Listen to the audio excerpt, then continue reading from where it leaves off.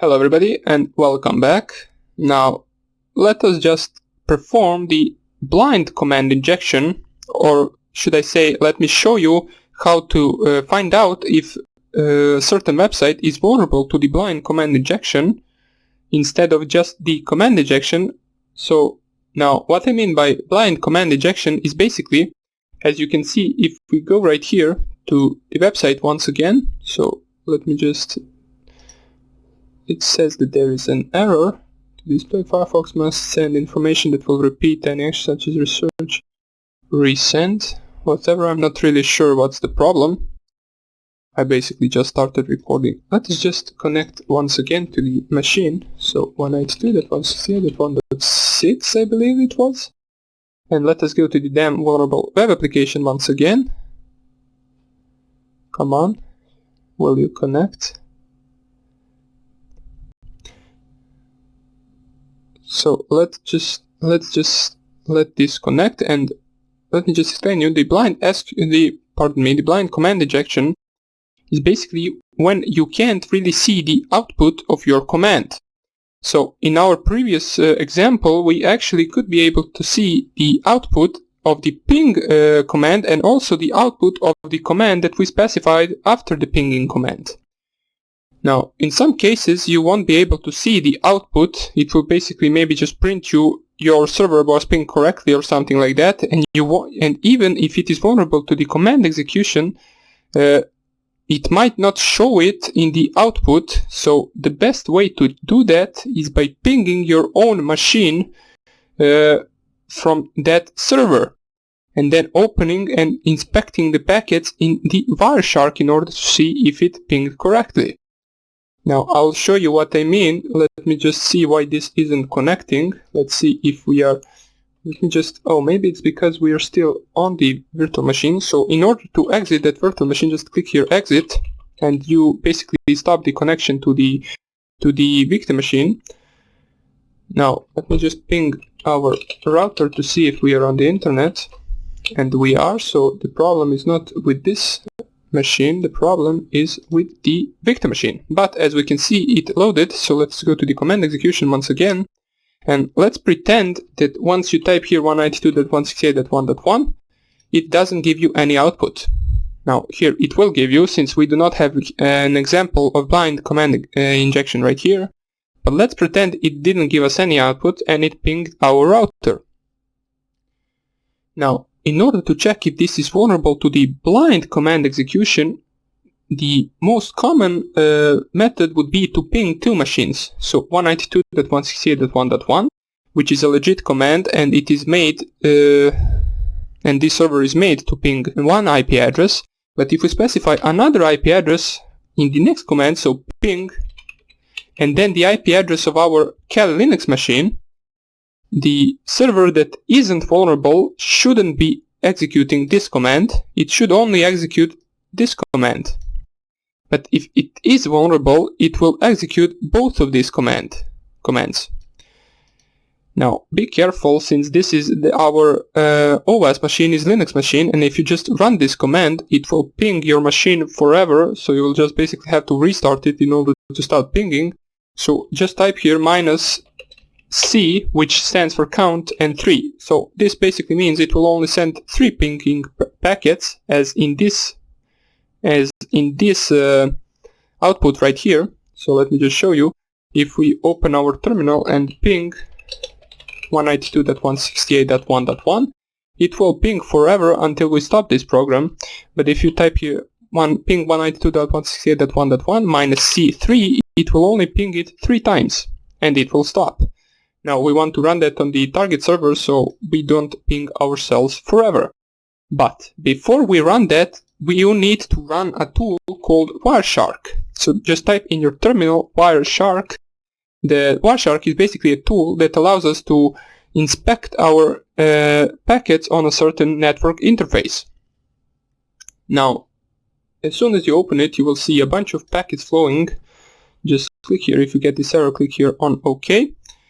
And let me just see, my interface is ETH0, and once you open it, you should be seeing some packets right here. I'm not really sure why I don't see them. let's just try by... Why doesn't this want to move? Wait, what are you doing? Okay. And here we can see the one packet. Why is there not other packets? So let me just try to ping 192.168.1.1. Oh yes, this is the terminal that I ran my Wireshark in, so this won't work. Let us just open another terminal and try to ping 192.168.1.1. And here we can see a bunch of ICMP packets flowing around, so that is good. This is the pinging packet, as we can see echo ping request and echo ping reply from our router. Now that you opened this and went onto your network interface, which for me was ETHO, now you want to execute this command and basically click here submit. And once this is finished, you won't see this output that we see since it is blind, but you will be able to see if someone pinged you in Wireshark. Now let's stop it. So you just stop the capturing packets on this red button right here, and you can then inspect all of the packets that you received in that certain amount of time. Now these first ping requests are something we ran on our terminal and we pinged our router, but we can find out that that website or the OS machine is vulnerable to command execution by these ping requests right here. So as we can see, there are 3 ping requests as we specified in this server with the -C3 command, and we got the reply from the OS virtual machine, which IP address is 192.168.1.6. So that means if you got this ICMP packet right here, that means that the website is vulnerable to the command injection. Now, another thing you might need is, for example, if you have a bunch of packets flowing around, there's a lot of them, you can filter it out by typing ICMP right here, and you will only see the pinging packets. Let me just, as we can see, first 4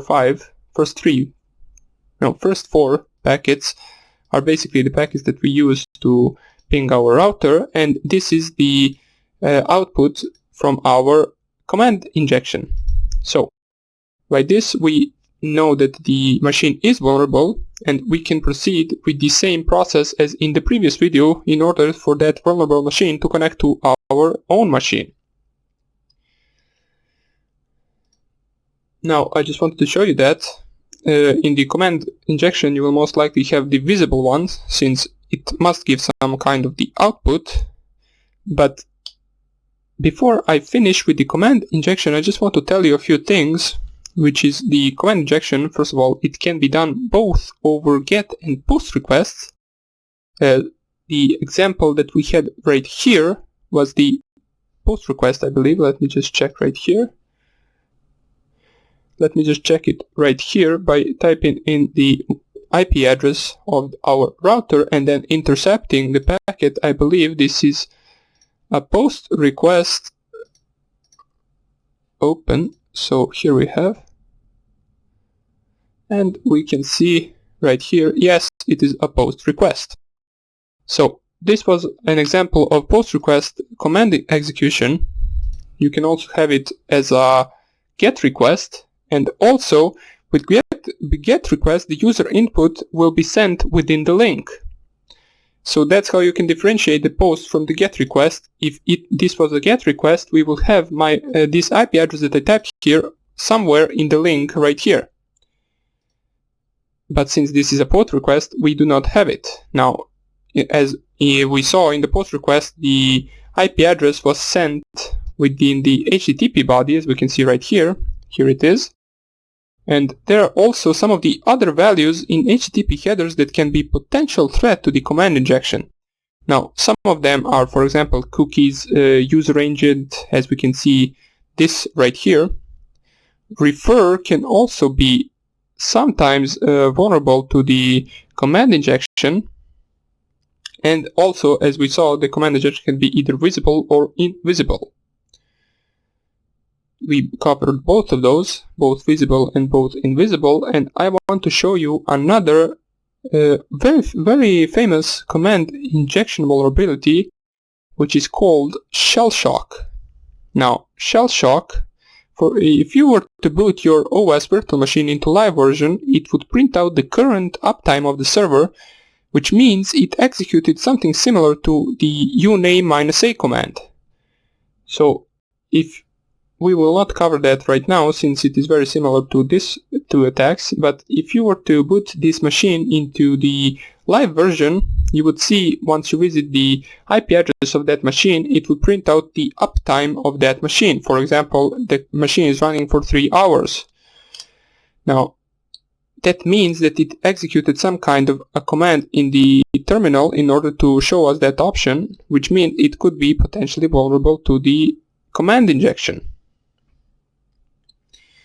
But if you want to check out the shell shock, you can search on it on the internet and read more about it. And you can also, if you're familiar with the MSF console, you can also use its module in the in Metasploit framework. I believe it is called something like exploit HTTP Apache mode. I'm not really sure. Let me just check out right here once the MSF console opens up.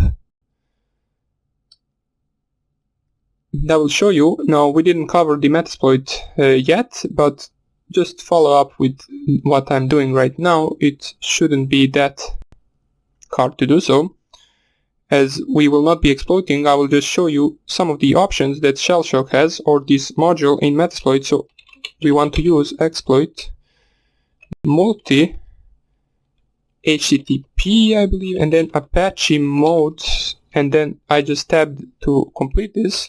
So once you use that, you can type here show options, and it will give you some of the options that you need to specify in order to use this vulnerability.